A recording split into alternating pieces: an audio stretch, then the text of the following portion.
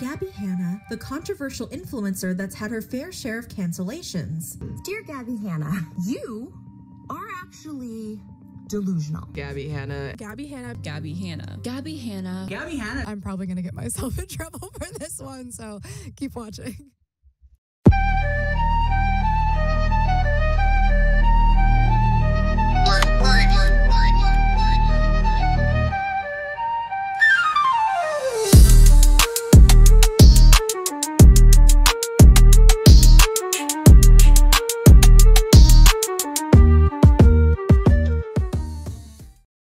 Internet influencers have been plaguing online culture for over a decade.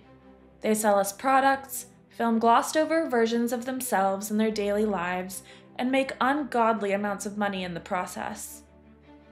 While they film themselves changing their clothes and sipping on overpriced smoothies, chronicling life on film is not as glamorous as it often appears to be. Every win, every loss, and even every meal is often uploaded onto social media, allowing the world unfettered access to their existence. But what happens when an influencer goes against the grain? What happens when they do something that we don't like? Oftentimes, their most toxic traits are spread onto every platform while the world watches and demonizes them for making all of their inadequacies public knowledge. But I think it's important to argue that this isn't always the best way to respond, because the truth is that these influencers, while so often out of touch, are still entirely human. They have faults, use poor judgment, and experience the same traumas as many of us do. When we see the cracks in their perfect facade, we hang them up in the town square and throw proverbial rocks at them, demanding that others do the same. Sometimes they leave the internet forever, shamed and unwilling to carry on amidst the onslaught of public hate. But many times what we see is that they take a short break and then try to make a return to the platforms that they typically post on. They create apology videos, change the direction of their content, and evolve themselves into people who their watchers might better enjoy. This is exactly what happened with one particularly infamous creator. Why do girls love to do that pose? Are they your new trainers? What are those? Idiot gal, pick your nose and eat it gal. I am the realest gal. I am the realest. After running from public scrutiny, tail between her legs, she returned to the internet nearly a full year later, but this time she was someone entirely different. This is the evolution of Gabby Hanna.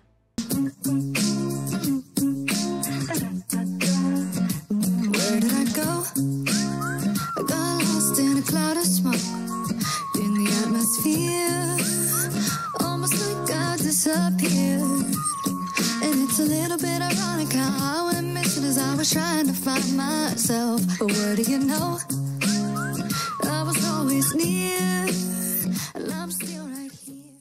From ghost stories and exorcisms to viral fame, public meltdowns, and religious extremism, Gabby Hanna's life has been a roller coaster of reinvention. For over a decade, she has played both a central and polarizing figure in the online community. To some people, Gabby was seen as creative, engaging, and vulnerable, but to others, she was manipulative, self-absorbed, and ultimately even dangerous.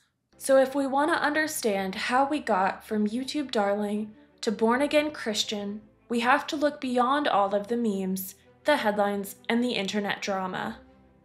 This is a story about power, perception, mental health, and the way that we love building people up only to tear them apart. After nearly a year of living under the radar, Gabby Hanna has made a stirring comeback in the world of internet influencing. This latest evolution of her content is steeped in Christianity, almost entirely God-focused, and marks an interesting return to conservative values that Gabby Hanna herself once completely rejected.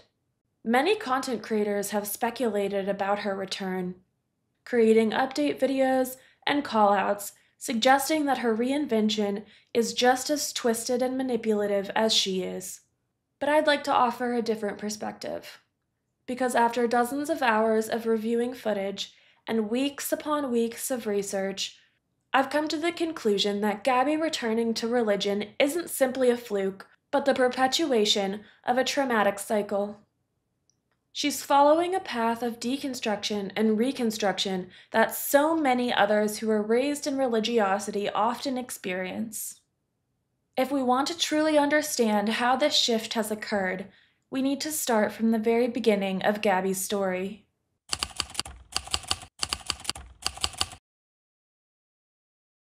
Gabby Hanna was born in the tiny town of Newcastle, Pennsylvania in February of 1991. She was the third of 7 children, 6 girls and 1 boy, and as you can imagine, finances were particularly tight. Gabby's father was an artist and a writer, but also a drinker. He had a temper and selfish tendencies, and preferred taking care of himself over prioritizing his own children. In 2021, after the release of her second book, Dandelion, Gabby did an interview for a podcast called Mental Illness Happy Hour. In this episode, she discussed how her mother struggled with intense mental health issues, including bipolar disorder, hoarding, narcissism, and even religious fanaticism. Gabby's childhood home was filled with chaos, clutter, and trash. She was heavily parentified, pressured to raise her younger siblings, and witnessed regular domestic disputes between her parents. From an early age, Gabby had trouble connecting with her peers. She was bullied at school and caged by the trauma that she endured at home. She experienced endless shame over her family's poverty and the deplorable conditions that she was raised in. She has stated that she felt as if she was constantly keeping secrets from her peers and her teachers, unable to dig out of the toxicity that she had been born into. Gabby was raised into strict traditional Catholicism and was instilled with a deep-rooted fear of hell. She has recounted numerous memories of seeing ghosts and demons in her childhood, hearing music throughout the house that wasn't actually being played, and other intense, unexplainable phenomena. This was most likely encouraged by her mother, who was said to be obsessed with the idea of the paranormal and even had their home exorcised by a priest multiple times. When Therese was 2 years old, she kept telling my mom that she was seeing this woman in white who kept telling her stories. So my mom thought that she was being read stories by a nun at school or something, but we didn't have a Catholic school anyway. Yeah, mom says dumb things. Then she realized one day that Sharissa was talking about immediately before bed. She said, "Oh no, the lady in white just read me these stories." And she realized she was talking about some woman that she was seeing in her bedroom reading her stories. I, for the majority of my life, thought that she was just being mom because she loves like the supernatural. Yeah, she loves it. In an episode of a podcast called Check Your Health, Mental Health for Musicians, Gabby sat down and spoke about her long struggles. She stated that the first time she recognized that she was experiencing mental health issues was around 13 years old, but that she had likely struggled with depression and anxiety for much longer. As a result of her isolation, she turned to internet chat rooms and online communities as a way to escape her daily life. In a short essay titled Online, Gabby wrote, "Since I struggled so much to make real-life connections, I turned to my dial-up internet connection. I spent a lot of time online trying to build popularity on MySpace so I could create the fantasy of a world where people cared about me. And then people actually started caring. I made friends, real friends, there for each other for no reason other than we chose to be.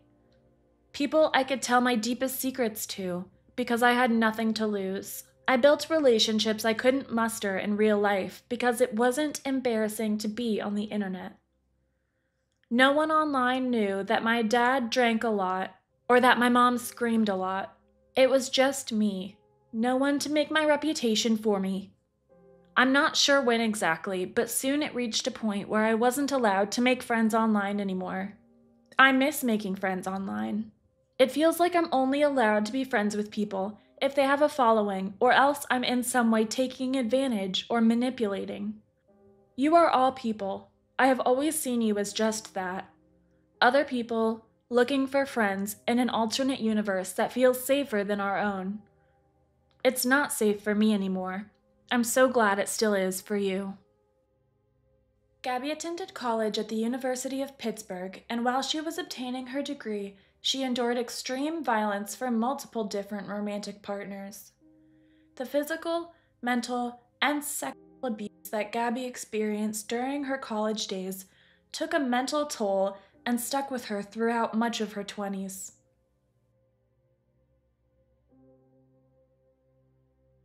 My heart dropped as I sucked in a breath, and before I could fully turn back around to face him, he grabbed me by the neck and slammed me against the doorframe. He closed the door on my back and shoulders, over and over, before squeezing me one last time, trapping me there. After that, it was a waiting game. I was alone. He had already told everybody I was crazy, and everybody believed him. Honestly, maybe I was. I don't know how I couldn't be. The same friends who had wiped the blood from my knees when he pushed me down. The same friends who asked me why I always was covered in bruises. They were gone now. I was afraid to go to the police because everyone would say that I was just trying to ruin his life. So I waited, and I graduated, and then I was free. After graduating with a degree in psychology in 2013, she was working a dead-end job and trying to figure out which path she wanted her life to take. As a result, she began posting videos onto the platform Vine, which quickly began gaining traction. So far, more than 40 million people use Vine, featuring everything from the world's fastest man to the president riding a bike. Gabby began to grow her following, posting skits and silly dance videos with her friends and fellow creators. Hey, you're Gabby, I know you. Oh, cool, from Vine or YouTube. Tinder. Did you swipe right? No. Okay, have a nice day. Are you excited for your date? Ugh, no. So why are you going? Free food, duh. Dang, it feels good to be a gangster. It's on. Oh, so you're cheating now? Where'd you get that idea? Really? Explain this. Well, why are you on Tinder? How was your day, sweetie? As the internet began to evolve, Vine came crumbling down and was ultimately replaced by the controversial and massively popular app TikTok. Ray, what are you doing? Oh my gosh! Oh my god! It's snowing so hard outside. You gotta come see this.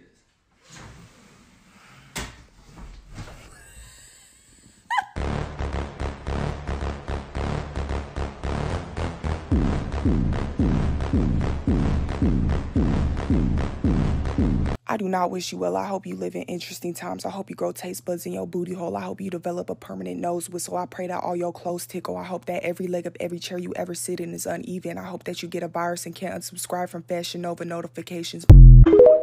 After the end of her Vine era, Gabby began transitioning into YouTube as a member of the notorious Vlog Squad. Keith and I really want the Skittles. Really badly. But there's one problem. They're $1.25, but all I have are singles. All I have is a bunch of singles, so we're not going to waste a second single just to get a quarter. Exactly. These are already on the... Here, take these keys. You can't play with keys. Okay, forget it. Come here. I need you to watch them for a little while. You need me to watch it?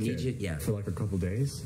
No, a little bit longer than that. How long do you need me to watch them for? 98 months. 98 months? Yeah, it's nothing. Jason, that's 8 years. Jesus. They're just playing. I think Alex was just teaching him. Watch your foot. Okay. Watch your foot. We've never had kids to take care of. David, you have a YouTube channel that you take care of. Jason. Hey, David. Yeah? I'm a chiropractor. All right, everybody take your pants off. Bend over. Sir, it's just my arm. Take your pants off. The Vlog Squad was a name given to a popular group of creators on YouTube and social media stars who all made content together and at times even lived together. The group was made up of figures such as Dirty Dom, Scotty Sire, Toddy Smith, Jason Nash, Heath Hassar, Gabby Hanna, and Zain Hijazi, and was led by the now infamous David Dobrik. The squad regularly featured content from other prominent creators, such as Dobrik's former partner, Liza Koshy, his assistant, Natalie Mariduena, OF creator and Twitch streamer Corinna Kopf, and former Nickelodeon star Josh Peck. Much of the Vlog Squad content centered around pulling pranks on one another, performing dangerous stunts, and filming members' daily lives.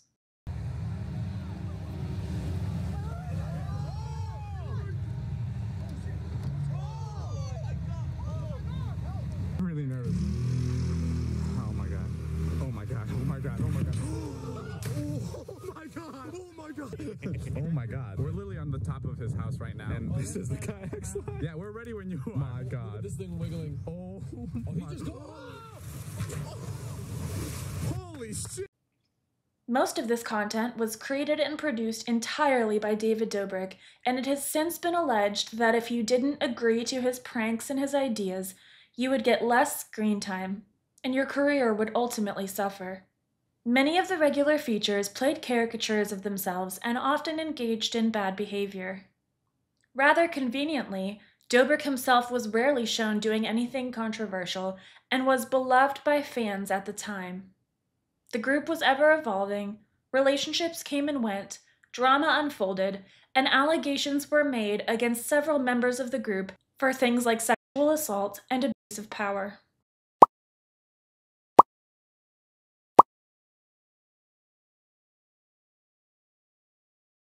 Gabby was one of the earliest members to join the Vlog Squad, and her stereotype, like many of the others, was particularly cruel. She was always called fat, made into a joke, told her nose was too big, and that no one wanted to be around her. I kind of want to change. Do you think I should cut my hair? You should dye it. Maybe. What color? No, like dye it. No carbs, no sugar. I just can't do this anymore. Why? I'm over it. Wait. No, it's your weight. I know. So in the last vlog, I talked to Scotty and Toddy was telling me that fatter people are funnier. Today, I'm joined with Zane and Gabby. Fuck off, dude. We're so excited for this. We're like, ooh, what is it about? This isn't fair because I'm the fattest and the least. No, okay, hold on. Yeah, you got a crack right there. Yep. Okay. That doesn't help crack.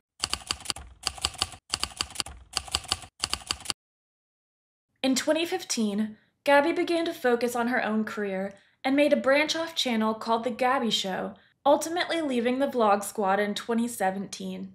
The content that she created for her personal YouTube channel was made up predominantly of storytime videos such as My Psycho Roommate, This Company Scammed Me, and the actual scariest Uber ride of my life.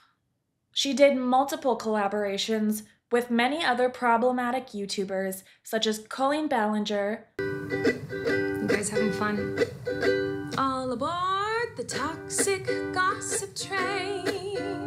You're chugging down the tracks of misinformation. The toxic gossip train. You got a one-way ticket to manipulation station. Shane Dawson. My morning routine. Oh no, it's worse. Oh my God, ew! I look like a fucking cult leader. But ready? Everybody open up your butts. Whoa. And Tana Mojo. There are so many things in the earth that this man could have spread a rumor about me, and he chose out of his own little demented peanut brain to tell every single person ever that he fucked me with a toothbrush. He fucked me with a toothbrush.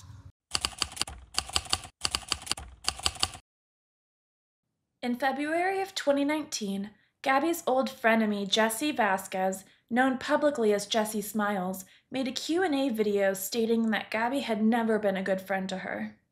Back in 2013, Vasquez was in an extremely public relationship with fellow Viner and absolute shitbag Curtis Lepore. Following their breakup, Jessie accused Curtis of rape, and he later admitted to it on a recorded phone call with police, ultimately taking a plea deal.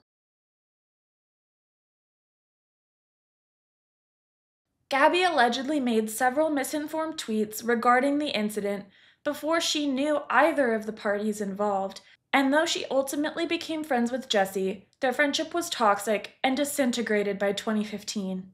The two women spent years subtweeting one another and making thinly veiled references to their past interactions. In November of 2019, an underage fan named Deanna made an accusation on Twitter calling Gabby a rape apologist for having sided with Lepore. Gabby ultimately decided to contact the fan, going into a detailed explanation of why her accusation was false. Naturally, the conversation got back to Jessie, who released a now infamous video titled Gabby Hanna Needs to Be Stopped. So Gabby saw Deanna's tweet and she didn't like it. She felt strongly enough that she felt she needed to message Deanna. And that's why I'm here today, to share those messages. But Gabby just jumps like straight into, okay, it's time to discredit Jesse. It's time to make Jesse look like a bad guy so that I can get this girl to realize that Jesse's a liar, that Jesse's crazy, and that I'm right.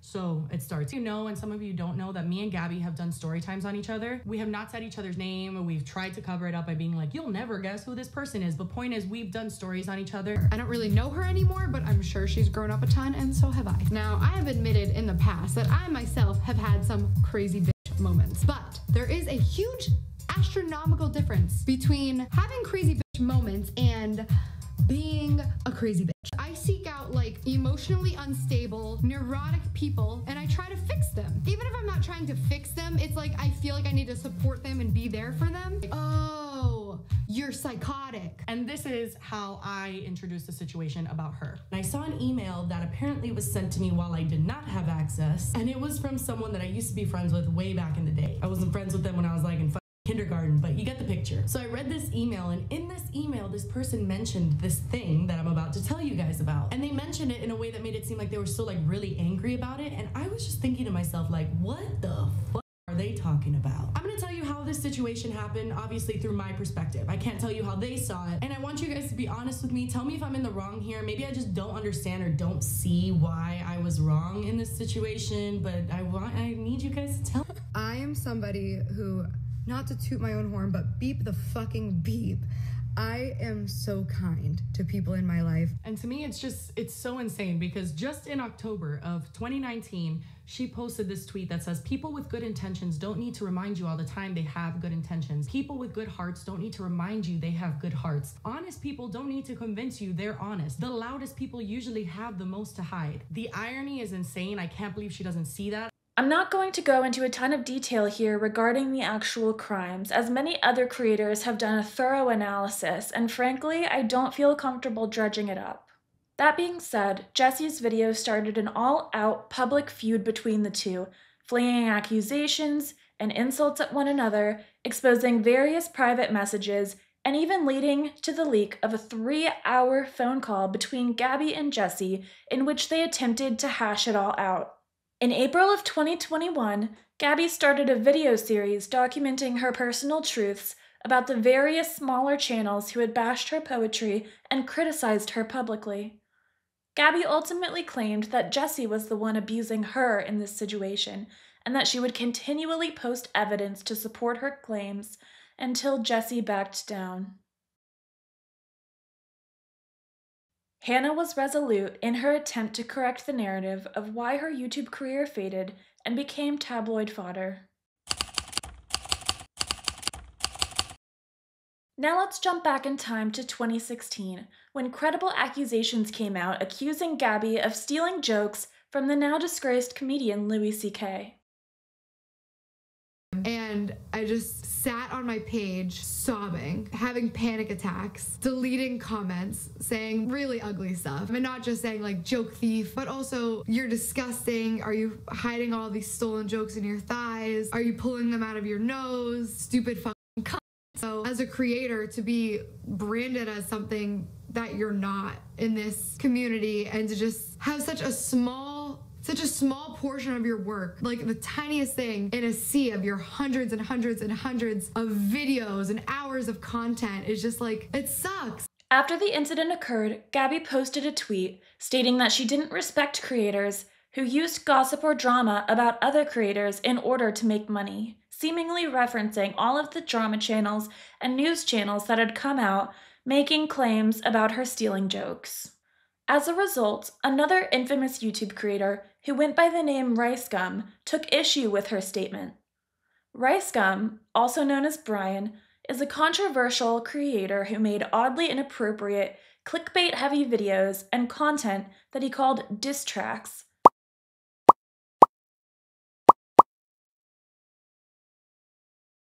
He called Gabby a hypocrite, playing up the joke thief allegations, and then went on to critique her appearance. Take a look at this. It's like Christopher Columbus came to this land. He was like, I found India. And they were like, nope, not India. And he was like, you sure? I'm pretty sure it's India. And they were like, no, it's not India. And he said, India. We came here, they were like, hi. And we're like, hey, you're Indians, right? And they're like, no. No, this is India, right? No, it's not. It's totally other place. You're not Indians? No. Ah, you're Indians. India. India. So she copies people's jokes word for word, and she's like the biggest hypocrite ever. So if anything, we shouldn't respect her. And with that being said, Gabby, if you're watching this, next time you say my name, put some respect on it, alright? I ain't gonna say it no more. If my name comes out your mouth, put some respect on it, alright? I ain't gonna say it no more. But anyways, I made you something.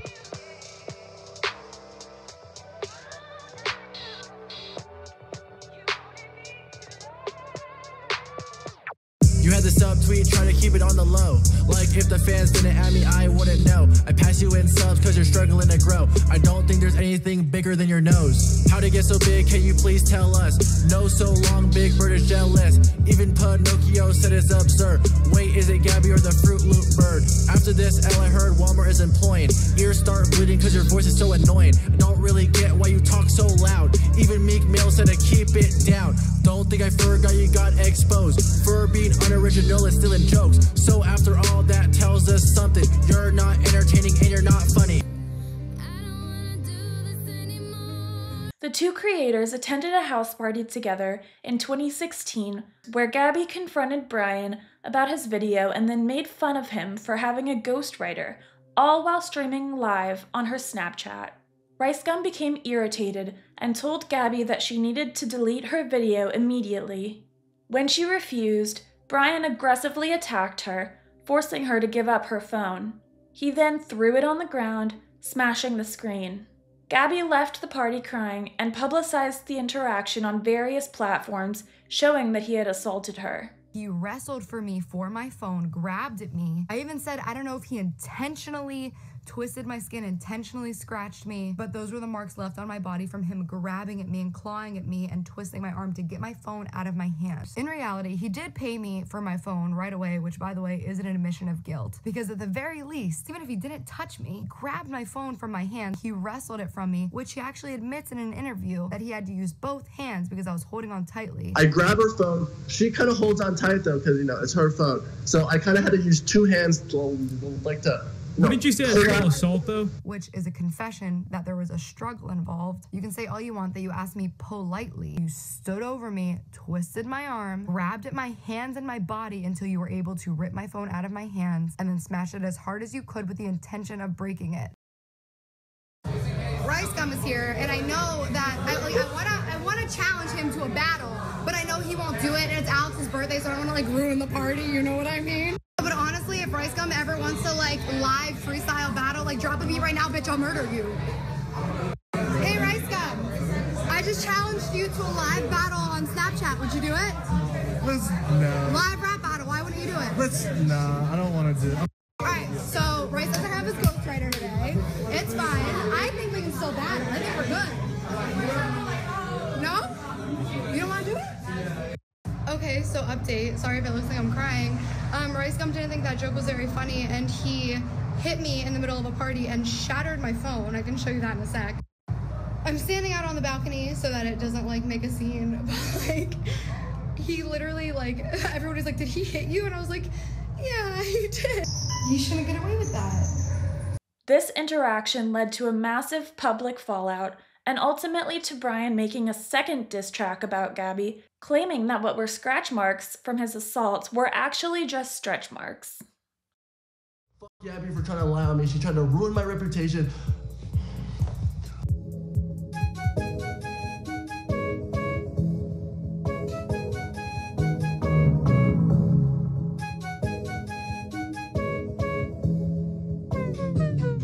Phone in my face, now her screen cracked. Really tried to make a move. Big nose, tried to lie on me like Pinocchio. All of these fake accusations got me tied up like it's Owen Low. Made it seem like I beat her ass. I lay a finger on that bitch at all. This thought made a lie up, so fuck her and her shit. show.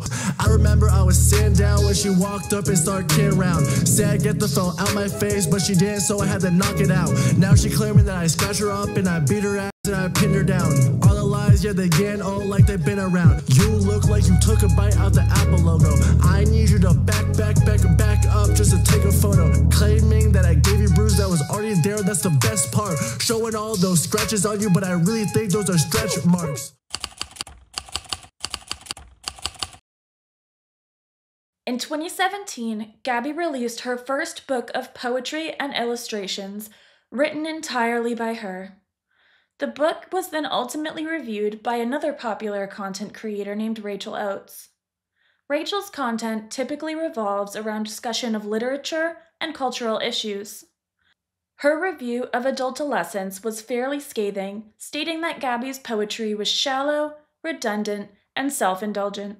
It's very much what you see is what you get, and while that can be good sometimes, in this case, not so much. I mean, in Gabby's poem, the point is basically, you like to sleep. There are some basic muddled rhymes, and that's about it. Maybe I could give her the benefit of the doubt and take it to mean, oh, well, when you have depression, sometimes you sleep a lot and it can be all you do and all you can cope with or something. But there's nothing really to suggest that that's the real intention of the poem. It just seems very basic, surface level. I like to sleep. And a lot of it just seems very redundant. For me, each line in a poem should move it forward, move it along. Repetition of ideas for the sake of filling space means nothing to me. And it feels like a lot of what's included in Gabby's poems is there to fill space rather than to have actual meaning and purpose. There's no point to the repetition other than laziness. There's no purpose to it. It doesn't prove a point, it doesn't add anything, it's just lazy writing with some childish rhymes. She created multiple follow-up videos stating similar things and further dissecting Hannah's work. In 2020, Gabby released a second book titled Dandelion, made up of poetry and personal essays, and then sent it to Oates to review as a sort of clapback. Rachel went in hard, stating that she is disappointed that Gabby cannot take constructive criticism and that her latest book lacked technical skill and was ultimately even worse than the first. Gabby actually reached out to me over Twitter to ask if I wanted a copy of her latest book, Dandelion. She told me that she wanted the book in the hands of, in her words, people who actually loved poetry, and she included me in, those kinds of people, so, thank you to her for recognizing that. This isn't a review of Gabby or her character at all. This is a book review. So let's talk about the book. This is Gabby's second collection of poetry and it is titled Dandelion. Dandelion has been released about 3 years after Adultolescence and around 1 year after Gabby faced a hell of a lot of criticism for that first book being poorly written, a lazy attempt at poetry full of cliches, and honestly just a bit of an insult to actual good poets. Critics like myself tried to look at that first book of hers and we tried to say, okay, I see what you were going for here, but here's where it went wrong, here's where you could have improved it, here are some other examples of poems trying to do the same thing, but they've actually succeeded or done it better. I really genuinely thought that in the 3 years since her last book and year since all that criticism, Gabby would have taken all that feedback and used all that time to really improve her work. I really had high hopes for this book and I really thought it was going to be good. I didn't have overly high expectations for the book, but I figured it's got to be better than the last one. It can't really get much worse, can it? I guess what I honestly have to say after reading Dandelion is that I am incredibly disappointed. And I actually think I would go as far to say that most of the poems in here are worse than Adultolescence. I genuinely think that, and it is so disappointing to say. The kind of end bonus section in this is titled Stories I Have to Get Drunk to Tell, and it's about 20 pages of mini essays of stories about Gabby's life, and they're not particularly original in their messages, they're not especially well written, but if you're a fan of Gabby's, I could see why they would interest you and be a bit entertaining. Although I have to admit at this point, I didn't finish this entire section because I was seriously exhausted with Gabby's writing and I got a bit bored. I would like Gabby to work with maybe an established poet or an editor to kind of really work on getting some of this stuff down and creating some decent art from it. And Kyra's just sat on top of all these papers and bonus content, so that's what Kyra thinks of it. You can be there, babe. Out of the way, let's talk about the actual poems, the main content of the book. My first big critique of Dandelion is exactly the same as the last book. Most of the content in here is filler, but in this book there's a lot more repetition of it, which is very annoying, which means this book could have been a third of the size and still be a disappointment. How do you know what's good for me? That's my opinion!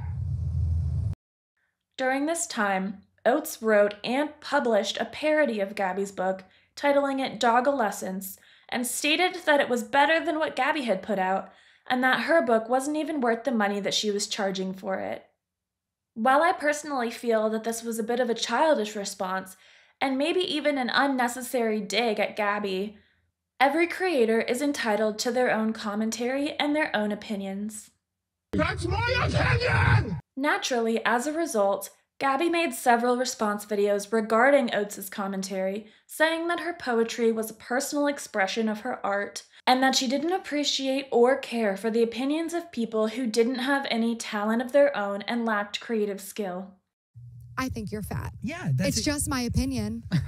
I'm not bullying you, I'm just giving you a opinion. I think you're ugly, I think you're fat, I think you're stupid. Truth be told, there seems to be no resolution to this conflict, as Gabby still mentioned it in a recent interview with the Oxford Union, and Oates released a 3-hour-long video upon Gabby's return to the internet, titled Gabby Hanna's Apology is Not Enough.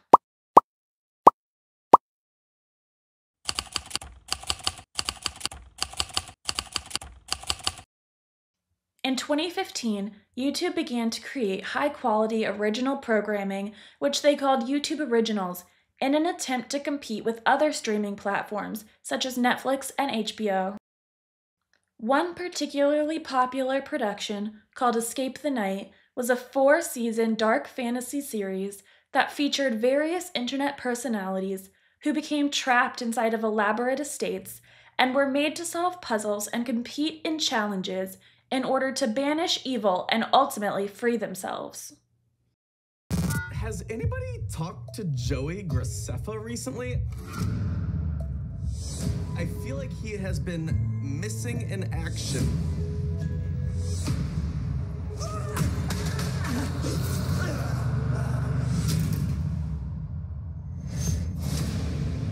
My friends, I want to invite you to a masquerade ball at an estate like no other. I'll explain everything after you arrive. Ladies and gentlemen, dinner has arrived. I'm about to get killed in front of all these people I just met. I didn't even have a chance to party yet. Damn, girl. I'm running for my life.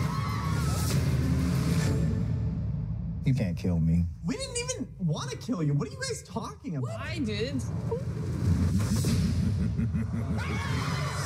Someone set me up.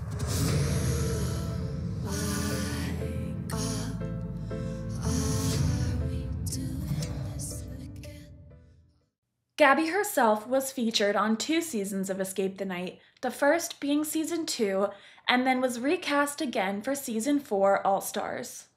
Several years later, after releasing a video stating that she had been mistreated on set, multiple other participants in the show, including Daniel Prada and his former partner Joey Graceffa, made multiple follow-up videos accusing Hanna of being rude, unprofessional, and a nightmare to work with. I think one of the biggest issues of season 2 was the clash between Gabby and a lot of the other female co-stars. There was a lot of jealousy, there was a lot of competition. I don't know why. We were all there to have a good time. We were there to film this awesome show and really just put on a good time for you guys. So, you know, we had Tana, we had Andrea Russett, we had Laura DIY, we had Liza Koshy. I'm blanking right now. You get it, I'll pop up the billboard. There were issues with everybody. but they all stem from Gabby. Gabby was extremely rude to Tana. Tana was very new to fame, to influence, to having a following at the time, and there was a lot of bullying from Gabby's end to Tana, which I believe Tana has talked about publicly many times. And the same thing with Liza. I really think there was just a weird dynamic of having somebody who's a competitor from Vine and YouTube on the same show that you are. And I really think that Gabby was just not confident in herself and needed to act up and act like a massive diva on set just to outshine everyone else. Moving on, fast forwarding to season 4, the initial concept for season 4 was a brand new season, but we ended up going with an All-Stars theme, which the network, YouTube, liked more. So we went out to Gabby. To be on Escape the Night is an amazing opportunity. It is on a massive platform. You're on billboards all across the United States.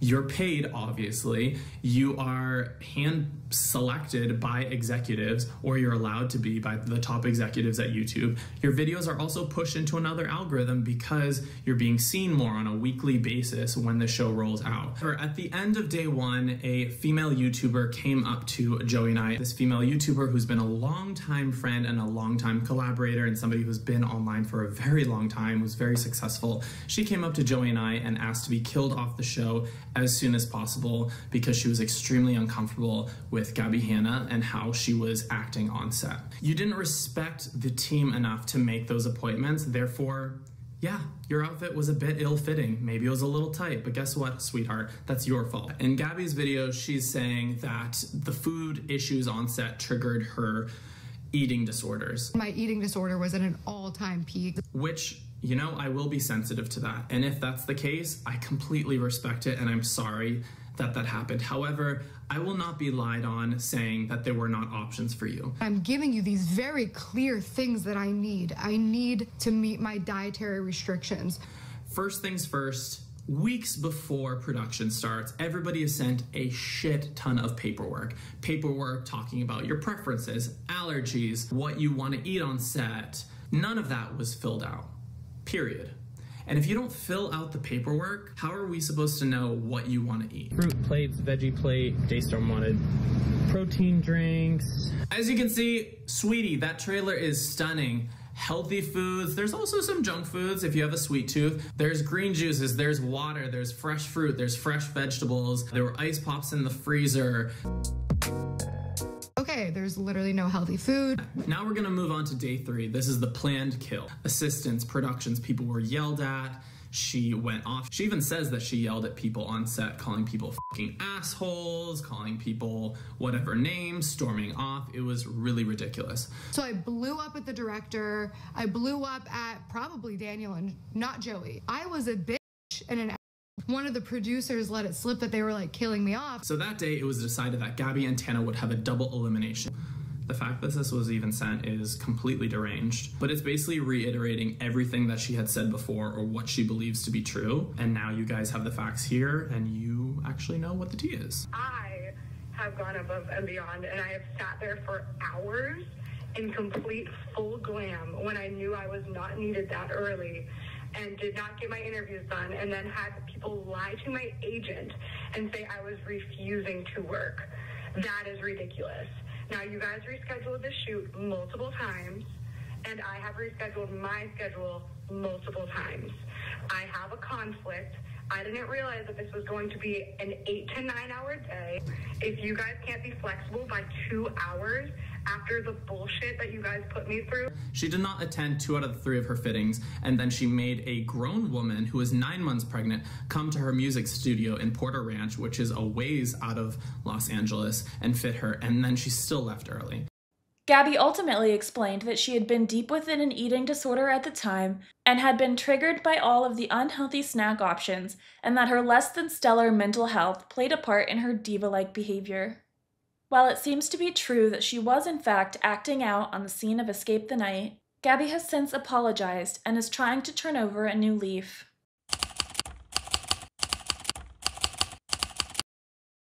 If you know anything about the internet and happen to be as chronically online as I am, you've definitely heard of the name Trisha Paytas. Trisha Paytas is everywhere.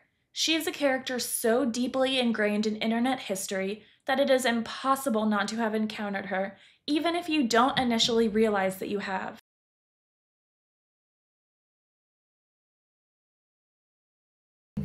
chicken nugget. You guys, when you feel like a chicken nugget, you feel like not delicious. Well, you feel delicious, but you also feel like fried.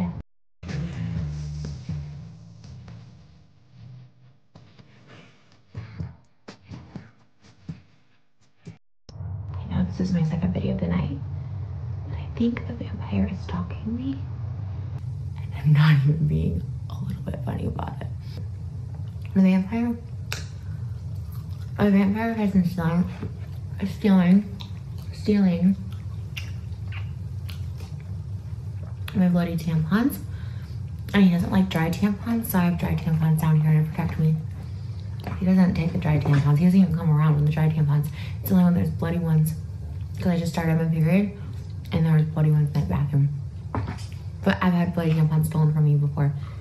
Trisha began her career by making cameos in shows such as My Strange Addiction, America's Got Talent, Millionaire Matchmaker, and Celebrity Big Brother UK, just to name a few. She also made cameos on multiple viral music videos, including We Made You by Eminem, Tears Dry on Their Own by Amy Winehouse, and even Women's World by Katy Perry. Guess who? You miss me? Jessica Simpson, sing the chorus. When you walked through the door, it was clear to me. Told me they adore who they came to see. Rockstar, baby, everybody wants you. Who can really win the ones who made you? Trisha was known for making mukbang videos on YouTube, which is where a creator eats a large amount of calories at one time in front of an audience and speaks to them as if they're having dinner together. Hey everyone, today I'm going to be eating this big bowl of creamy fettuccine Alfredo. I know it doesn't look like a lot, but this is a big bowl. Actually, it doesn't look like a lot. I'm just eating and talking to you guys and trying.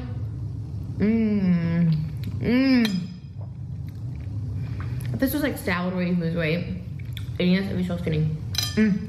Hey guys, so today I'm doing, this morning, it's early in the morning, I'm doing an emotional eating show haul mukbang. Watch me eat, watch me stuff my face, watch me get fat. I'm so excited, I'm going all out tonight because I have a lot of emotions. I was sad, now I'm happy, now I'm hungry. And so we're gonna talk about all those emotions right now with the food I got from Jerry's Deli. I'm having a Diet Coke because I'm going on. Currently, Trisha is more famous than she ever has been, and in all likelihood will only continue to rise. In fact, she is currently the host of multiple podcasts, including Just Trish, and a podcast with Tana Mojo called Not Loveline. Just recently, Trisha made her debut on Broadway and is now on what she calls the Eras of Trish tour, where she travels from state to state, performing her original music and covers of her favorite songs. She was also a featured performer in 2025's World Pride Festival. Trisha Paytas is truly an internet icon. So now that I've introduced you to Trisha Paytas, let's go back to 2019 when Trisha entered into a public feud with Gabby Hanna, stating that Gabby had spread rumors about her sexual health. At that time, Trisha was dating Vlog Squad member Jason Nash, and upon finding this out, Gabby pulled Jason aside and took it upon herself to let him know that she had heard from an anonymous source that Trisha had an incurable STD. Here's how the controversy unfolded. My only issue with Gabby Hanna, this is the only thing I've ever said to people. I've said it to people about her when they bring her up, and I said, this is why I don't trust Gabby Hanna. That's it. This is it. This is it for me. Like I said, no personal, nothing against her. I think we have a lot of similar issues. So like, that's cool, but this is not cool because this is one thing I don't do. This is one thing I don't do. I don't lie on people's sexual health. Okay, so she told him, okay. When me and Jason started hooking up in 2017, I did a video called like YouTubers I've hooked up with. She, by the clues, guessed that I was hooking up with Jason. I was. She texted Jason and she told Jason, or I guess, I don't know if she texted him or told him in person, but basically she told him hey, be careful, Trish has herpes and you're sleeping with her and blah, blah, blah.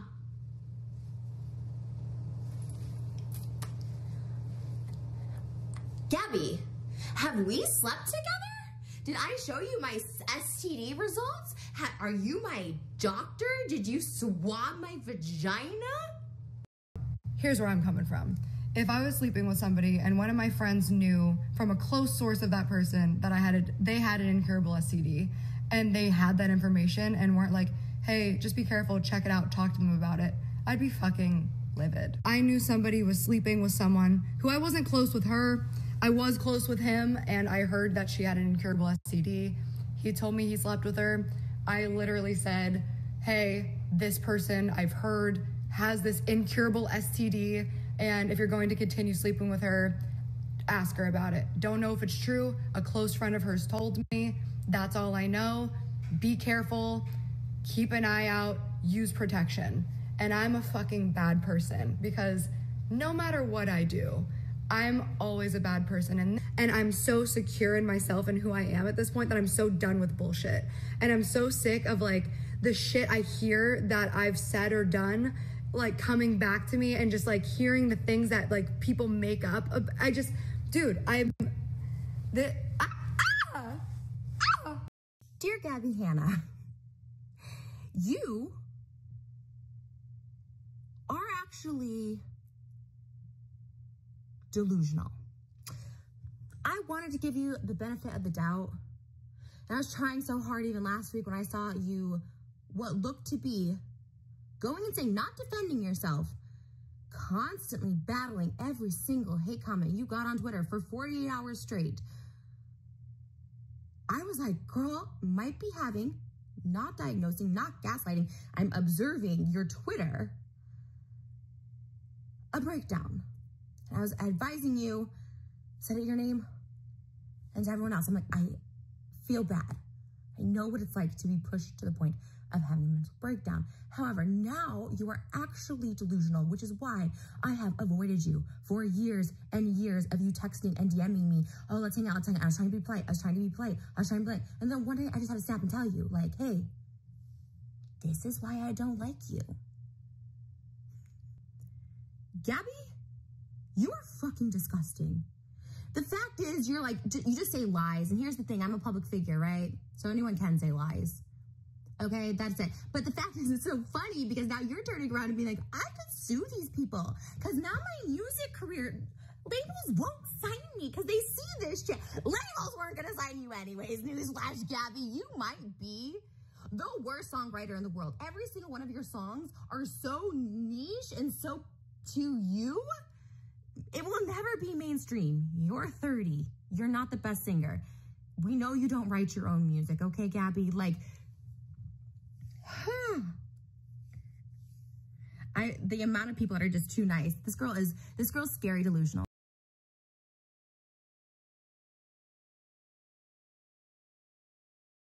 But like the accusing me of like harassing you and stalking you, which You did. I have those texts where I'm just like, stop texting me. Like, just stop texting me. Like, and I said it multiple times. I didn't think that was super fair either because like when we were texting, we were both texting at the same time. So like, and I'm like, can we just end this? Stop it. But like you were able to say whatever you wanted, and then when I responded, the response was like, you're harassing me. And it's like, so you can make this accusation. But if I respond, then I'm harassing you. You are very a paranoid person. We know. Grace Helbig, Mamrie Hart, Joey Graceffa. It's not about you. But then my Gabby, it's so paranoid. You're consumed with how I talk about you to people when I really don't give it a thought. But all these things, it's like, oh, I hear you talk so much shit about me, which isn't even true. The people you said, I'm like, that didn't even happen. But it's like the fact that you're like, oh, I was so consumed by like what you were saying about me behind my back. It's like, I didn't know you. Well, you didn't know me. I was so consumed. I feel like I've always texted you privately. I also know that like you have been in situations where you feel very taken advantage of, and I like in that situation in particular. Yeah. Like I'd literally just asked you like, hey, I really want your address so I can send you my book, and then you put out this blog saying like, sorry, I'm not going to give you my address so you can send me your shitty book. I think you just put way too much thought into what other people think about you, especially someone that you didn't met. We met once at my birthday party to that point. No, we met a couple times. When else? And we texted a lot. Name one other time we met besides my birthday party. I don't want to say it online. We'll talk about it off. Like, I tried so hard to be her friend, and, like, I sent her so I was many there for messages. 5 minutes. I didn't talk to anybody. Like, Shane hit me up afterward to tell me specifically what you said about me and Ricky specifically. Yeah. And I was like, what the fuck? Like, I But once literally again, sent you're her so believing, many, you're like- just hearing all these rumors and stuff like that. There's no But then after validation. that, you also, like, stopped answering my texts. You started talking shit about YouTubers at parties and, like, this bad experience. Like, just Shane's telling you this. So you're again, once again, someone that there's well, no proof. I watched the podcast too, and your And video what did I about it. say? What did I You were just say? like, there were these YouTubers, like, they act like they love me, they act like my fans, but then as soon as we're in I never use the word person, fans about anybody, ever. Not even the people who support me. I hate the word you fans. said it in the video. I don't refer to anyone as my fans. I don't where- refer to supporters as fans. Like, it's creepy, it's cringy when people say I have fans. Like, it's gross. Like, I don't say those words. Because they're my biggest fans. So, Trisha, I never cared if you had herpes. That's why I heard that rumor. We're gonna call it a rumor because it is. Because you don't have herpes, right? Oh my gosh, the fact that my sexual, like, my sex status is still up for Trisha, talk. But it's not, because It's you're gross. saying you're negative. I never made it public. If I have fucking AIDS, it's no one's business. But Trish, I never made it public.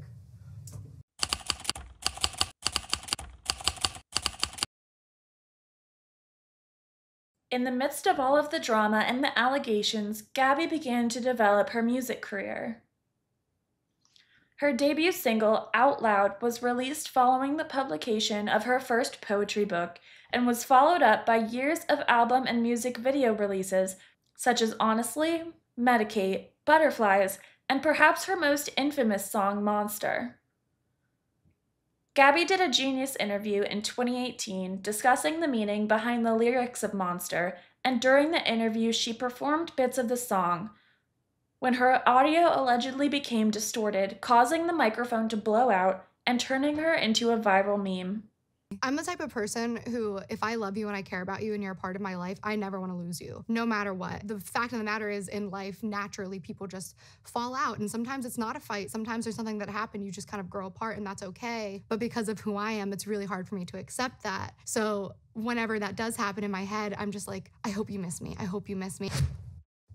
One after another, they've always come and gone. I feel like ever since I was a child, whether it's like family or groups of friends or being bullied or relationships, it feels like it's a revolving door. At the time when I was writing this song, it didn't feel like that's a normal part of life. And thankfully, since then, I've realized that is a part of life. And sometimes relationships just don't work out because they don't work out. And it's not your fault and it's not my fault. It's both of us together that just doesn't work. So what if I'm the monster that's been here all along? The monster. So what if I'm the monster? What if I'm the monster that's been here all along? Are y'all laughing at me? No. Do you... No. Should we vote? Yeah. 1, 2, 3. No. What if I'm the monster? As Gabby began releasing music, she started to become more comfortable expressing herself creatively and also showing more authenticity.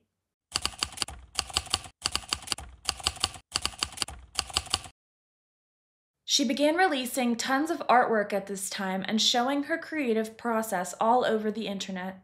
She decorated her fairly large, recently purchased Los Angeles home with the help of various creators, but it has since been suggested that she might not have given them proper credit or attribution, which gave drama channels further reason to critique her behavior.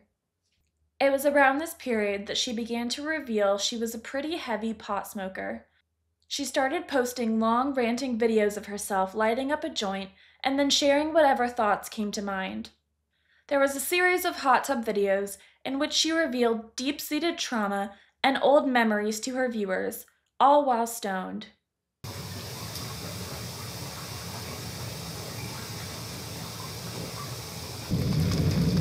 I'm very inspired by people, and I'm also very malleable. I'm the type of person who, unless I'm not careful, I'll believe the first thing I hear. So the first opinion that I hear of somebody, if I've never heard of somebody, I remember it. Because a lot of times don't know. I think I'm very gullible. Holy shit, I'm so fucking gullible. I recently learned that I don't believe in ghosts, which if you came from the beginning, you know that like I was fucking petrified of ghosts.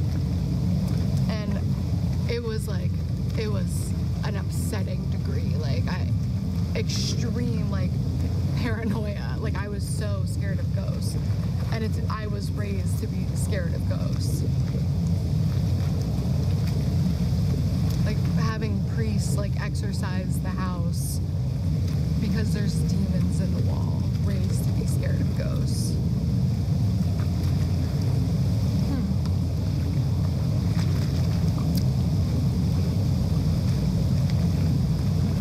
I think I've actually never like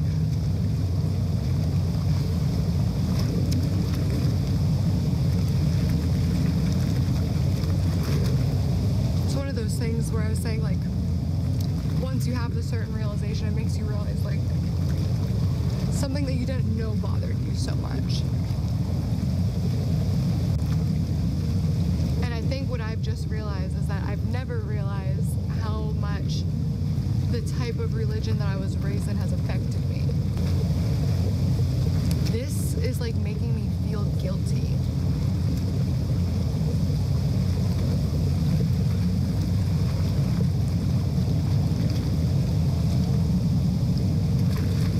It is something that still scares me.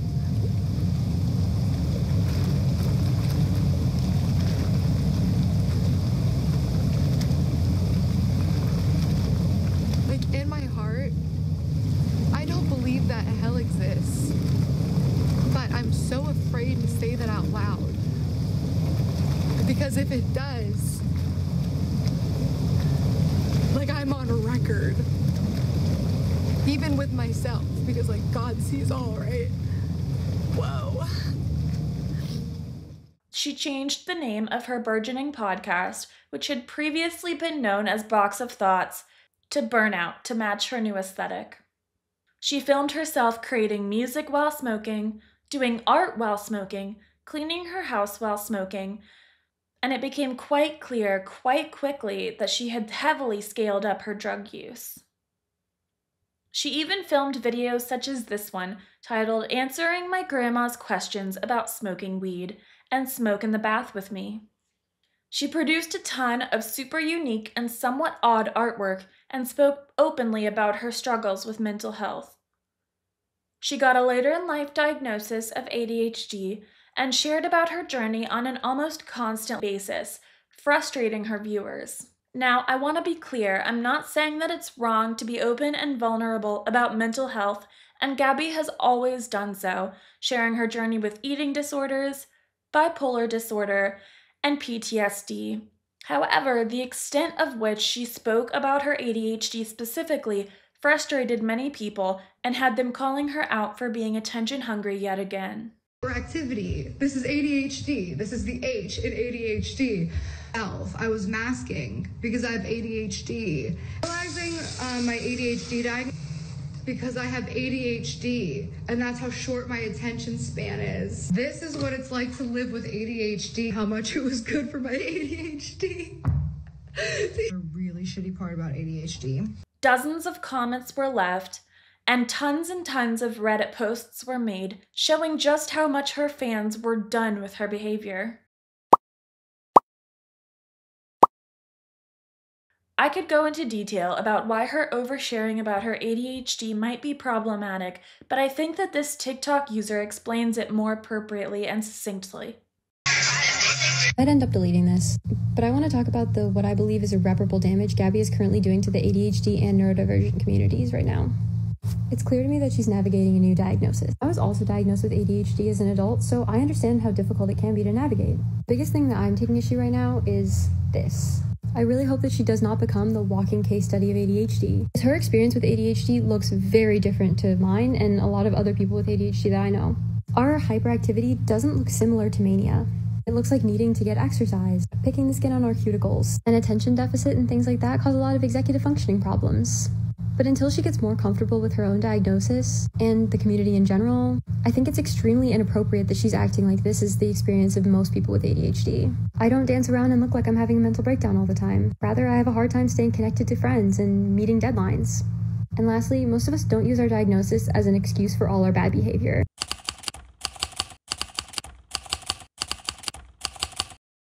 Sometime around 2020, Gabby began posting tons of odd and somewhat alarming TikTok videos showing her doing interpretive dances and screaming openly at her audience.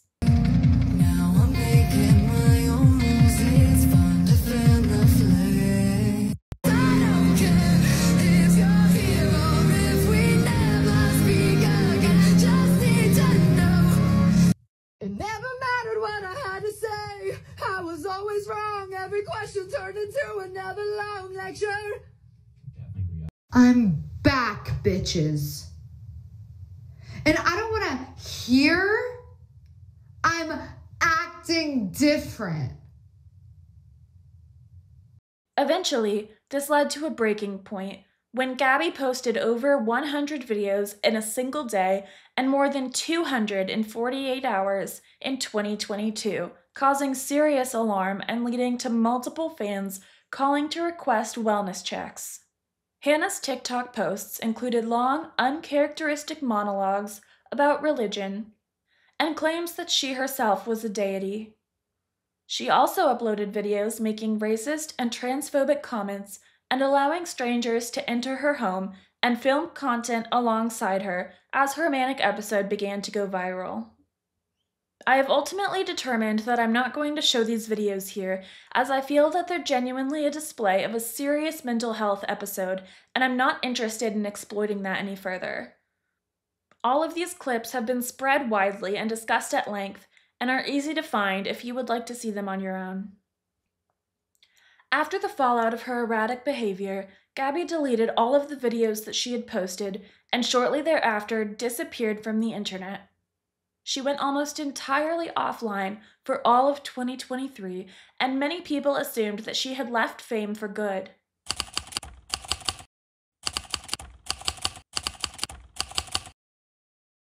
But as so often is the case, she returned in January of 2024, reappearing in a pretty unexpected place. Hey, come here. You want to know the real secret to meeting your fitness goals? Cardio? Sure, that's a part of it. Strength? Okay, also a part of it. Don't make fun of my push-ups. But the real secret, the thing that's going to ensure you meet your goals? Consistency. Consistency. Consistency. And you want to know the #1 secret to consistency? Fun. Your workout doesn't have to be boring. It can be as fun as a night out dancing with your friends. And it should be. My name's Gabby, and I'm your new instructor at the Lawrence County YMCA. I can't even tell my thighs are burning because I'm having so much fun and looking so good doing it. Am I dancing or am I swimming my waist? Take part in our 3 new dance-inspired fitness classes. No dance experience required, all fitness levels encouraged. Looking good all starts with feeling good. Come take a class today and thank yourself tomorrow. As it turns out, Gabby had left Los Angeles behind, relocating back to her hometown of Newcastle, Pennsylvania. Suddenly, she began teasing new music and hinting that she was primed for a comeback. However, it was pretty obvious that both her content and her lifestyle had undergone a significant shift while she was away. Where her artwork had previously been dark and disturbing, it was now made up entirely of Bible verses. Pictures of her showed her wearing a cross necklace and cross-shaped earrings. And just look at my natural hair. Like, it's so good with my skin tone. It's so just like dimensional and beautiful, and like look at the natural texture. She began to do interviews where she discussed divinity and how she had spent most of her time offline reading and studying the Bible in depth. Yeah, that's something. You know what's wild about spirituality is the bad guys believe it so much more than the good guys, and so they utilize it so much more than the good guys. Like, there's people out here like doing spells and like rituals with like children and like blood baths and all this stuff, and then like the good guys are just like, that stuff's not real. Yeah, which is great. And I feel like nobody cares about the messaging at all of music anymore. And I feel like the more and more I see it, I'm like, we're literally degenerates. Like, this is so bad at this point. Like, there is there's no level of like modesty or decency. Like I know like it sounds so wild, but like there's really not. Like I look at some of the even just cover art for singles and I'm like, this is literally porn by definition. Like this is porn, dude. Like how are you putting this out there? And like, can you rap, especially female rappers? Like it's the only thing that they can speak about is sex because that's all that people are listening to. But like, let me hear one of these talented females say something real. Little girls don't need to be hearing that. And like, oh, well, I'm not a role model. Yes, you are. Period. Whether you're famous or not, you are a role model. As a woman who's an adult, you are a role model. Like the way that the government controls us is by hyper sexualizing us as at a young age. They're amping up our sex drive. Literally our hormones are completely like blinding our judgment. We're selling the thing that is the most instantly gratifying, which is sex. And like our entire lives are changing. Like that's why we see little girls on TikTok who it's like, that's not what I looked like when I was 13. Exactly. Cause like, it was like this slow progression. Critical thinking isn't really taught in the school system, right? They teach you what to think, not how to think. Yeah, the indoctrination in schools right now is crazy. Like, why are you even talking about this in school type of thing? Like, shouldn't you be learning math? I feel like when you hear people talk about faith, it's like the people who get it, it's because they've had the experience, and the people who don't, it's because they haven't tried. And the only way to really say like, no, this is real is to be like, try it for yourself. Like take the Bible as the living word of God. And what's the worst that's going to happen? You did some research, you did some reading, you decided you don't believe something, but to reject the idea without fully trying, you know what I mean? Because like it actually makes everything make sense. Like when you're really like, okay, let me like dig into this. What does it actually say? And then you start to realize like the more you read it, like, no, this isn't a work of fiction because it's not entertaining. It was somebody actually taking notes and being like, this is what happened. I feel like our brains are like the communication between us and the divine, not even necessarily God, because it can be a lot of different things. Like when we have our thoughts, who put those there? We didn't write them. We can't create our thoughts. We can't write them. So somebody's writing our thoughts for us. And if you can select who's writing your thoughts, right? And really focus it to only want the thoughts that are right for you. Like you can have, like if you're driving down the car or down the street, I hope I don't get into a car accident. Oh, I hope my car doesn't blow up. What if somebody jumps out in the front of the road? And then this one's like, oh, but I'm safe. And then you just kind of put that one right in the middle.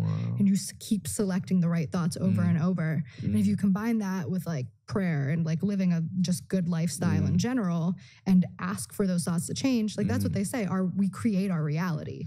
We are the author of our own story, right? And like change your thoughts, change your world. That's real because everything we think is prayer. All of our thoughts are prayer. There's always somebody listening to us. So who are you talking to? Intrusive thoughts. This is a question I get so often as a therapist. I ask this to my therapist all of the time in my own OCD treatment. And the answer wasn't what I wanted to hear, but it's what helped me immensely. The answer is that we can't.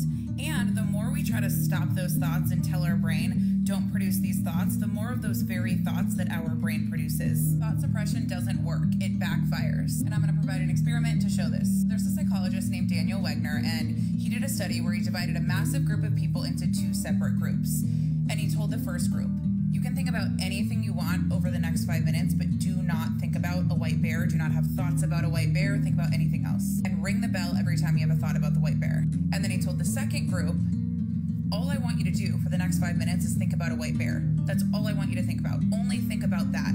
And ring the bell every single time you have a thought about a white bear. Which group thought about the white bear more? The first group that was told not to think about it. And that is the ironic process theory. The more we try to suppress thoughts, the more of those thoughts that we have. Now, it's not hopeless, I promise. It's really helpful to know this because instead of trying to not have thoughts, we can change our response to those thoughts when they arise. That can look like allowing them to exist without judgment, and then turning our attention back to what is important. That can look like telling our brain, it's okay if I have these thoughts. Practicing acceptance of their presence, practicing coexistence. It's so much easier said than done, but it can have that paradoxical effect where the more that you let it be okay that your brain produces these thoughts, the less of those thoughts that you have. But I know for a fact that there's layers, there's aliens and there's angels and there's demons and there's different gods. The Bible tells us there's other gods.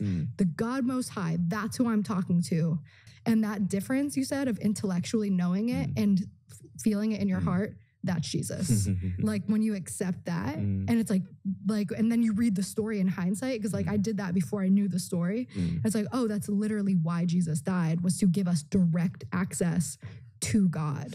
I don't know that you go to hell if you don't believe in Jesus, because even the Bible says you can blaspheme the Son of Man, which is Jesus. The only unforgivable sin is if you blaspheme the Holy Spirit, which is God. So like, he knows that a lot of people are going to reject Jesus, and a lot of people are going to reject Jesus because their religion told them to. Like if you're a Muslim and you're growing up your whole life saying like, do not, do not, do not. I believe, and I like to think that Jesus is a lot more, or God is a lot more merciful and just than that. It should be. You know what I mean? Yeah, it should be. Yeah, yeah. He knows your heart. 100%. 100%. Gabby, what gets you out of bed in the morning? God, for real. I chose to be celibate at this point in my life. And it wasn't because like, I'm afraid I'm going to go to hell about, like, it's nothing about that. It was just like, oh, my body is genuinely a temple.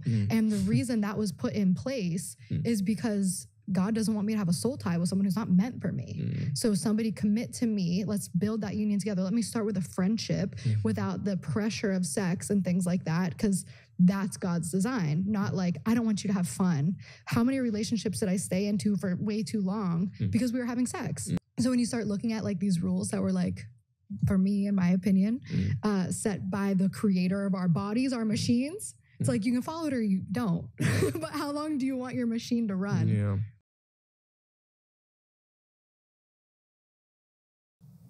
As girls and women in particular, we learned that even our sexual thoughts or our sexual feelings could decrease our purity, which meant our worth. And so could the sexual thoughts and feelings that men had about us, as we were assumed to have inspired them. My friend Nia told me about a time in 7th grade when her girls group leader brought a pan of freshly baked brownies to her Bible study. "Who wants a brownie?" the leader asked. All the girls raised their hand. "I can't wait to give one to you," she said. "I just need to do one thing first." The leader then invited Nia and the other girls to follow her outside, where she dragged a knife through a pile of dog poop. Hang on. She brought the knife inside and proceeded to cut the brownies with the knife. "Who wants a brownie?" No one raised their hand. "Right," she said. "You may think that masturbation or making out with your boyfriend is no big deal. But all it takes is a hint of dog poop to make these brownies impure, just like all it takes is a hint of sexual immorality to make yourself impure. And once you're impure, no one will want you." Growing up with messages like these, a lot of us developed the kind of deep and long-lasting shame and anxiety that we would later identify as post-traumatic stress disorder or PTSD. Take Becca, a dietitian who followed all the rules, including waiting until marriage to have sex. She had been promised that on her wedding day, she would be able to turn her sexuality on like a light switch. 4 years into her marriage, the shame-induced pain still makes sex impossible. Or Eli, a pansexual, non-binary teacher so ashamed of even being attracted to somebody, let alone somebody of a different gender than they were raised to be, that they're literally paralyzed, unable even to flirt. Or Stella, a nurse who actually can physically have sex before marriage, but not be mentally present for it. When she forced herself to come into her body, she almost had a panic attack. I have heard countless stories of sexual trauma and dysfunction among people who were raised as girls in purity culture. But the more that I listened, the more I started to understand that this is just the beginning of the story. Sexual dysfunction is the presenting symptom, but it reveals a deeper problem. Purity culture conditioned girls and women to suppress our feelings, our intuitions, and our bodies, to distrust our own thoughts, and to hand over our choices in every area of our lives, not only our sexuality. For example, we were taught to stop a thought if it conflicted with that of a leader, or to shut down feelings that we weren't supposed to be having, like anger, or even too much happiness, which we learned could be a sign of selfishness. This isn't just heartbreaking, it's actually really dangerous. Our bodies, our intuitions, and our feelings, they protect us. And when we suppress them, we often have no way to sense danger, making us vulnerable to sexual assault, intimate partner violence, and other threats. Suppressing yourself can even kill you. Literally. It has taken me years to be able to value and to listen to and to trust myself enough to be able to override others' expectations. And some days I'm still better at it than others. But against the odds, I've been able to create a life of my own making. 4 years after publishing a book on purity culture, I now run my own not-for-profit and work one-on-one with purity culture survivors to reclaim our lives. I met Lily, an artist who was raised by a conservative Christian family during the pandemic. She started to make a concerted effort to stop shutting down the thoughts, feelings, and desires that she had learned were wrong, and to actually ask herself, what do I think? What do I feel? What do I want? Which is when Lily realized that she was bisexual. Before long, she started her first real relationship with a woman, and she was giddy in love. She wanted to tell her family about it because she wanted to bring them into more intimacy in her life. But she knew that they would not approve. They expected her to be ashamed.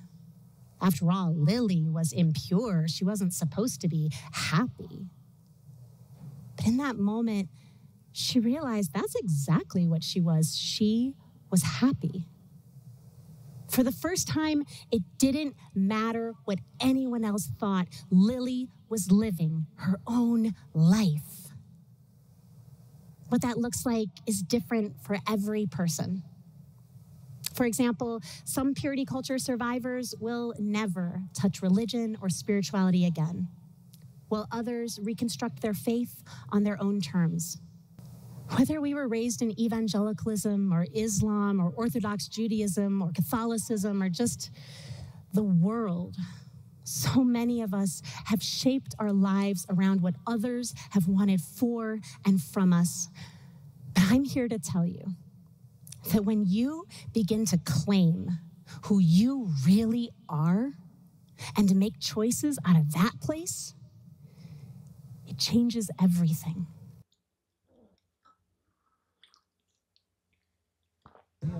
Look at your M closely. There's a gap right here in the letter M. It's never connected. So you go into Hebrew. The letter Vav is also the number 6. Short top, long tail. Short top, long tail. You could have here in Hebrew 666 on the can. This is not a Christian company at all. So why would they have put a cross on the can? Here is the message. Antichrist. Even if the M was not the issue, you cannot deny that that is a cross. And what is witchcraft? When the cross goes upside down, bottoms up, and the devil laughs. Gabby's entire identity had become warped around her idea of God, and she wanted to let everybody know it. She put out Christian merch, released covers of Christian songs, spoke about how she was intentionally removing cursing from her vocabulary, and stated that everything she had been through was God teaching her a valuable lesson. I've never been shy about being a spiritual person. I've always strongly believed in the supernatural, always. Like a huge portion of my content in the beginning was like ghost stories, medium stories, psychic stories, and all these things. And these are all words that I didn't even really truly understand what they were. They're demonic. And they were also things that I was taught to fear. The fear of demons, ghosts, being being possessed. I know that there's a lot else out there besides us. Demons and angels and aliens and God. Dude, I'm not afraid of a demon. Are you kidding me? I'm not afraid of Satan. Are you kidding me? I have God with me. If God is with me, who can be against me? Jesus loves me. Why are you removing your tattoos? What made you want to remove them? And the answer is, like, it really was consuming a lot of my life. You know, thinking about it, planning it, drawing them, finding an artist, going to the artist, the healing process, like obsessing over it while it's healing, looking at them in the mirror, like it really became an idol. It got to a point where I just really wasn't recognizing myself, and it really was just becoming a distraction. So I have this very strong connection to God at this point because I've accepted Jesus as my savior and I welcomed the Holy Spirit into my heart, and so the Father is now right here with me, interacting with me, right? So one night, 4 a.m., and I wake up and then something told me, and by something I mean the Holy Spirit, Google what the Bible says about tattoos, and it comes up, do not cut or mark your skin. I am the Lord. In my case, my tattoos represented more than just artwork. They represented vanity, pride, distraction, disobedience, and a serious lack of self-love. They were relics of memories and identities I needed to release. It represented a time when I relied on myself instead of God and failed miserably. And immediately, I literally got out of bed and got on my knees on the edge of my bed and just started praying. I don't even know if I was saying anything. It was just one of those moments of like pure surrender to God. It just became very clear to me that God doesn't want you to mess up his piece of art. He doesn't want you to go run your keys across his sculpture. He doesn't want you to graffiti his painting. He loves how he made you. He wants you to be happy with yourself. He wants you to love yourself. And all of these things that I did to myself came from a place of not being enough, of not loving myself, of not accepting the love from God, which ultimately is saying that God was not enough for me. The gift that God gave me of life, of my body, of this vessel was not enough for me. And I was doing all of these things to try to make myself feel better. They were all distractions. That was not enough for me. And then God said to me, didn't you tell me I could trust you? Didn't you promise me to be a good role model? Didn't you promise me that you were going to do good? God, I hear you, Yahweh. I hear you, Jesus. I feel you, Holy Spirit. Booked the appointment, made up my mind. Like, this isn't even something that I'm going to think about. So just as impulsively as I went and got the tattoo, I even more impulsively was just like, this has to come off. But ultimately, what it came down to was not only obeying, but making a sacrifice to God that was meaningful. So I decided to remove all of my tattoos.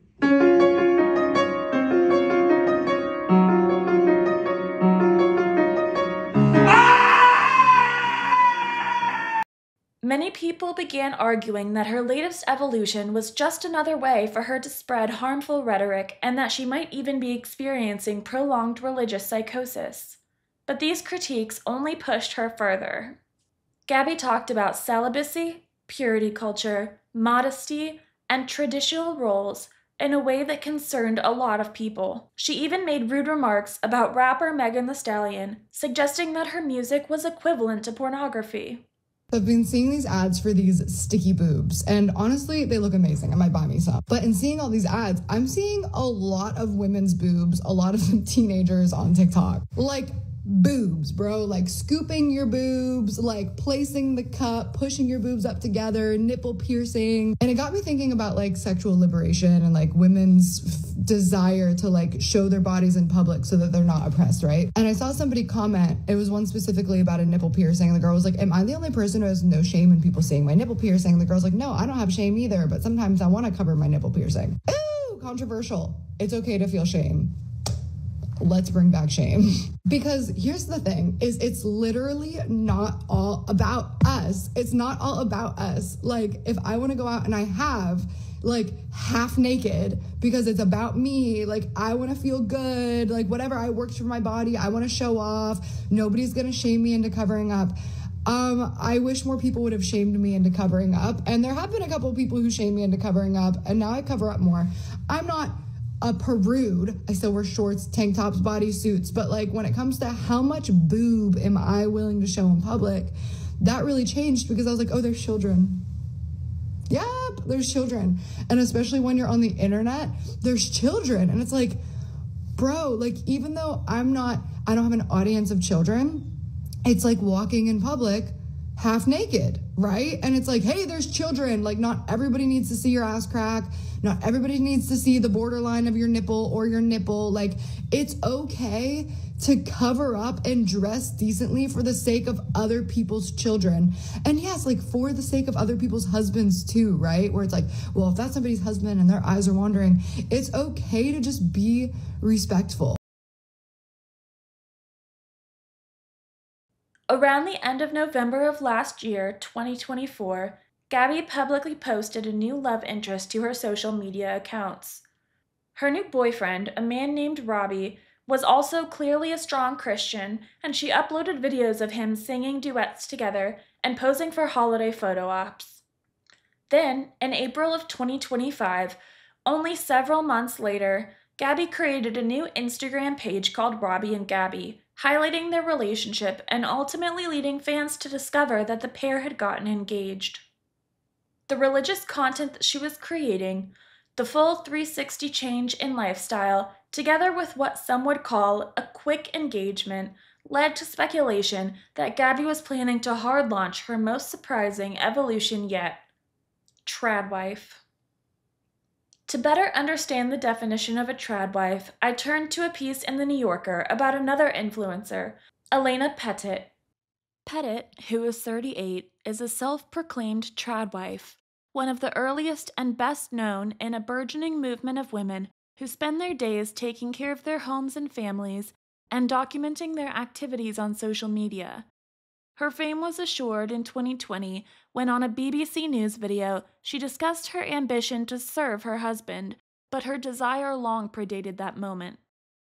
After all, the contours of a traditional marriage, in which the man goes out to work while the woman stays home to care, cook, and clean, were shaped many decades ago. Pettit, like a lot of the trad wives who fill various social media platforms with photographs of outdoor clotheslines, has an intense nostalgia for the post-war period. "If you put me in a time machine back to the 50s, I'd have it made," she told me. "Everyone wouldn't be asking me when I'm going back to work." Her point ran a little deeper. That era, she believed, was the last time the housewife was celebrated. She appeared in ads, her domestic rituals inspired magazines. Whether she was happy was not for Pettit to say, but at least she was seen. In a section on obeying the head of the household, Pettit set out her position clearly. Marriage might be a partnership, but there will always be one top dog. And, in a traditional family, that job is occupied by the father. The husband pays the bills and supports the family in strength and defense, making him the head of the household. The wife supports his decisions, assuming they are made fairly. When I asked her to expand the point, Pettit used the analogy of a company. "It's basically like trusting the finance manager to help run your business," she told me in an email. Multiple newspapers picked up the story, and a week later, Pettit appeared on This Morning, a popular UK breakfast show where the female host, Holly Willoughby, looked aghast as Pettit revealed that she would have to consult her husband before buying a sofa. But back to the story. Where did all of this come from? Why has Gabby, once an outspoken feminist, spiritualist, and altogether modern woman, suddenly become the exact opposite? One could point to the fact that the culture at large is currently experiencing a conservative, rightward shift in ideology, and that perhaps Gabby was an opportunist, seeking to profit from her change in direction. Others, as I pointed out, have suggested that she may be in a prolonged period of psychosis due to her diagnosed mental illnesses. What I would like to argue, though, is that this shift in ideology actually makes a lot of sense. As I've stated, Gabby grew up in a troubled home. She spent years experiencing trauma, distress, and watching her mother go through religious delusion. When she left home, she was forced out into the world in a brutal way, being sexually assaulted and abused by partners throughout college, and then immediately experienced viral internet fame back when influencers were only beginning to enter the cultural zeitgeist. Gabby was put under a microscope, picked apart for her body, her opinions, and essentially everything that she ever dared to do. Reeling from the trauma of her past, she stepped into her new position, mostly unhealed and entirely unaware of how to act. Over the course of her career, she found herself embroiled in scandal after scandal, associating herself with toxic people because that was all she had ever known, and ultimately she became toxic herself. That kind of lifelong trauma takes years to unpack and years to understand, even under the best of circumstances.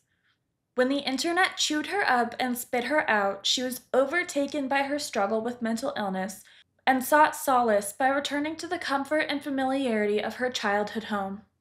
The truth is that those of us who were heavily indoctrinated into religion as children, myself included, will often find themselves seeking out religion when they once rejected it in times of extreme distress. God had created her, and she had strayed away from his purpose, and in her mind, that was why her entire life had fallen apart. This narrative actually isn't uncommon at all, and many of those who have left religion will find themselves going through the same cycles of guilt and shame, wondering if they made the right decision. It isn't a stretch, then, to say that Gabby might very well be doing the same thing. She even speaks in her new videos about how God let her fail so that she could see how wonderful he truly was. So while we can hold her accountable for her actions and blame her for choosing to share every gritty detail of her life on social media, we might want to ask ourselves how we would behave in her situation. Gabby isn't a horrible person, she isn't a psychopath, and she isn't a monster. She's a traumatized girl, desperately searching for acceptance and trying to make sense of her reality. My hope is that, perhaps, with all of this in mind, we might be able to find a little bit of compassion for a woman who has been through so much and is clearly struggling to make sense of her new reality. Thank you very much for being a part of my family, and I'll see you next time. Let's go, underdogs! So you take hold of that. Since it's a small space, and you're just going to sort of do all the corners of your room and just kind of like take it up as high as you can go and then come down. They say start in the east and then move south, then west, then north. But there are different ways of doing it, and so what we're doing is we're going to be just moving it around and down into the corners. And then what you want to do is get as much of the area as you can. We're going to be chanting a little bit.